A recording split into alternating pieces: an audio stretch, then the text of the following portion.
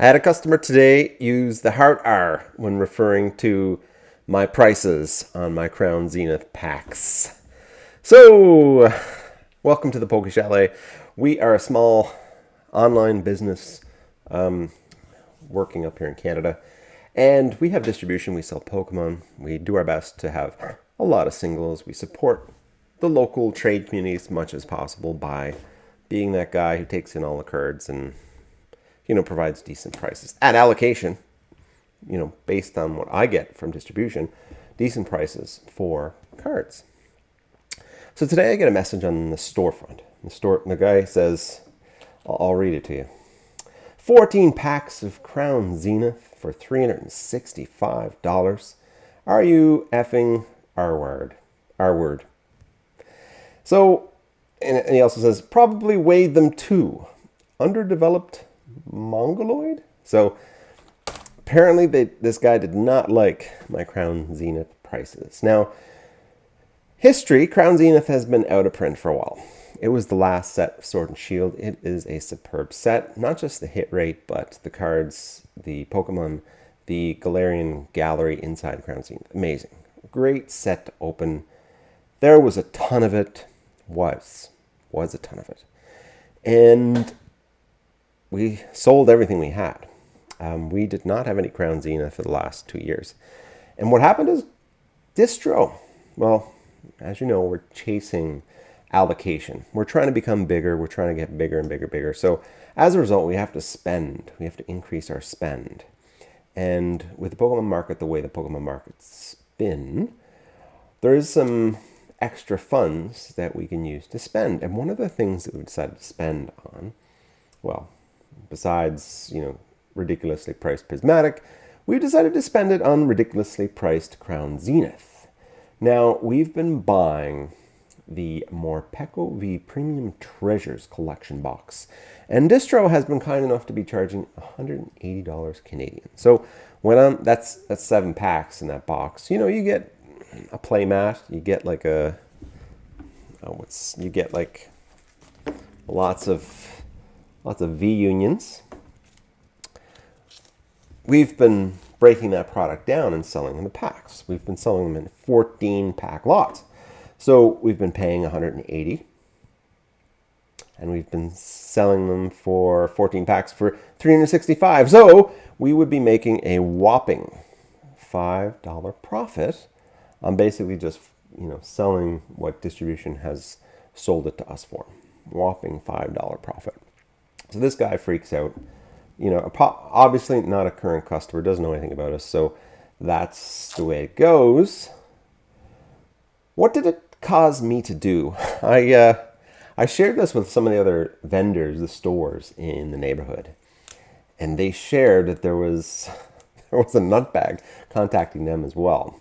Apparently, someone told them that you could make money flipping Pokemon cards, so this person decided he was going to try to go to all the stores and try to buy Pokemon cards so that he can sell them on Facebook Marketplace and make big bucks. Well, this guy messaged other people. He was messaging another card store, and he said something like, I'm not going to buy from some guy off the street. I want a real store.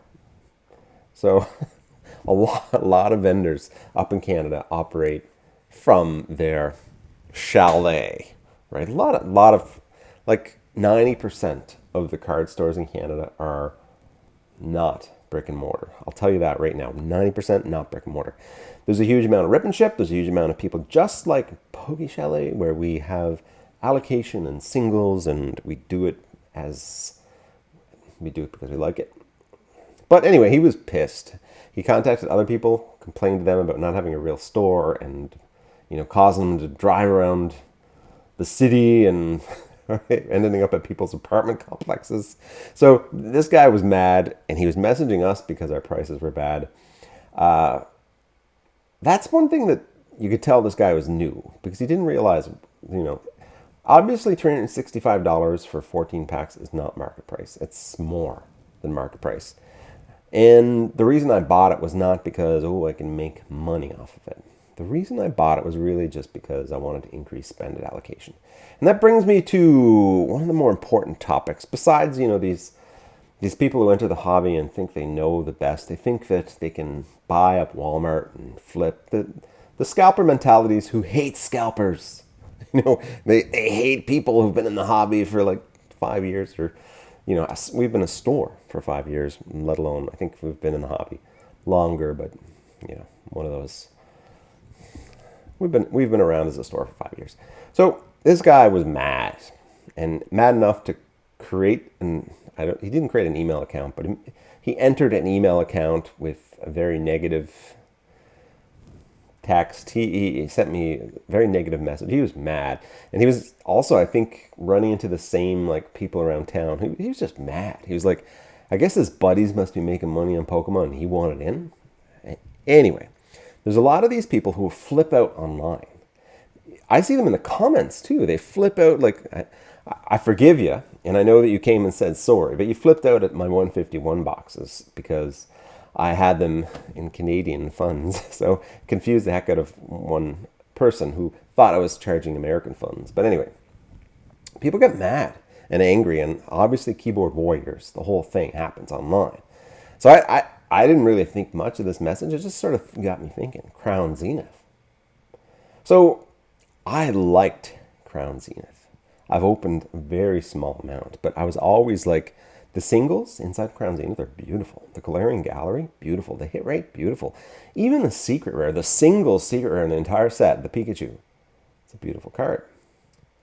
So what did I do? I went to distribution and I put in an order for more Crown Zenith, and paying more per pack. I think it's like $28 a pack Canadian for Crown Zenith now. And I looked online, and that's not market, but I'm not going to go buy other stores who have it at $24.99. I'm not going to do that. But distro, listen, distro charges a lot to stores, so we're going to buy a distro stock just because it bumps up our numbers. And that's what we did. We went and tried to buy out distribution of Crown Zenith. I'm sure they'll add more inventory once the numbers tick down. But yeah, what did I do? I went and bought more. So it brings us to sort of an interesting thing. We got our Mega allocations. And as you guys probably heard, Mega is coming in 2 waves. We are getting all of our product in wave 1 except for booster boxes and ETBs. I think we are getting half our booster boxes first wave and half the booster boxes second wave. I think like 75% of our ETBs the first wave and 25% of the ETBs in the second wave. But even when you add up all the numbers, I think we're getting a little bit more check lane blisters. But you add up all the numbers, and I think we're probably getting 2 less cases of booster boxes, which is significant, and 2 less, plus a couple of ETBs, 2.5 less cases of ETBs. So allocation's been cut. And I'm like, that makes me grumpy. It makes me grumpy when allocation is cut, because I have everything. I have all my numbers stored in spreadsheets. I know exactly how much I spent last year on allocation, the year before. Sorry, last year on distribution, the year before on distribution, and this year. This year's not even over. So last year, and we're halfway through this year, last year I spent like $54,000 on Pokemon product at distribution. Now, there's a mix of stuff in there. I bought some Japanese. I bought some, collections and stuff. So let's call it $50,000. This year, I'm looking, it's only halfway through the year. I spent $134,000, which means probably double what I spent last year. And as a result, allocations for my store are being cut down, which means there's obviously more accounts with distribution, or they're getting less product, unlikely. More accounts, and accounts other than mine are getting bigger, which is also likely as well, which means stores are being successful at moving their product. Stores that weren't carrying Pokemon are now carrying Pokemon, and of course, rip and shippers.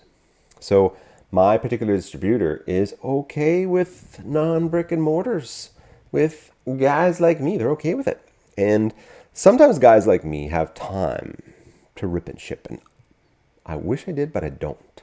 I don't have time for rip and ship. I wish I had time for vending shows.